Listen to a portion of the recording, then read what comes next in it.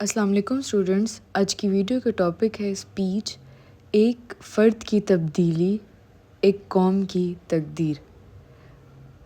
محترم ججز صاحبان، معزز اساتذہ کرام اور میرے قابل احترام سامعین، السلام علیکم۔ آج میں آپ کے سامنے ایک ایسے موضوع پر لب کشائی کرنے جا رہا ہوں جو نہ صرف ہمارے معاشرے کی عکاسی کرتا ہے بلکہ ہمارے مستقبل کی سمت کا بھی تعین کرتا ہے۔ ہم ایک ایسے دور میں زندہ ہیں جہاں سہولیات عروج پر ہیں، ٹیکنالوجی اپنے کمال کو پہنچ چکی ہے، لیکن افسوس کہ انسانیت زوال کا شکار ہے۔ ہم نے ترقی کے نام پر بہت کچھ حاصل کیا مگر اپنے اصل اصول کہیں پیچھے چھوڑ دیے ہیں۔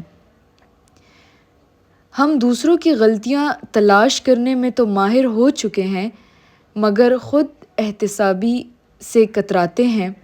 اس لیے ایک شاعر نے کیا خوب کہا ہے، برا جو دیکھن میں چلا، برا نہ ملیا کوئی، جو دل کھو جا اپنا، مجھ سے برا نہ کوئی۔ میرے عزیز ساتھیو، معاشرہ افراد سے بنتا ہے اور جب فرد خود کو بدلنے کا فیصلہ کرے تو تاریخ بدل جاتی ہے۔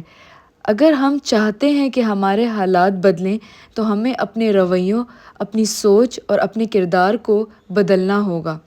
علامہ اقبال کا یہ شعر ہمیں جھنجھوڑتا ہے، افراد کے ہاتھوں میں ہے اقوام کی تقدیر، ہر فرد ہے ملت کے مقدر کا ستارہ۔ یہی وہ پیغام ہے جو ہمیں سمجھنے کی ضرورت ہے کہ ہم میں سے ہر ایک اہم یہ ہے، ہر ایک کا کردار قیمتی ہے۔ آج ہمارا سب سے بڑا مسئلہ ہے کہ ہم نے ذمہ داری لینا چھوڑ دی ہے۔ ہم چاہتے ہیں کہ کوئی اور آئے اور ہمارے مسائل حل کرے مگر ہم خود قدم آگے بڑھانے کو تیار نہیں۔ ایک اور شعر پیش ہے، خدا نے آج تک اس قوم کی حالت نہیں بدلی، نہ ہو جس کو خیال آپ اپنی حالت کے بدلنے کا۔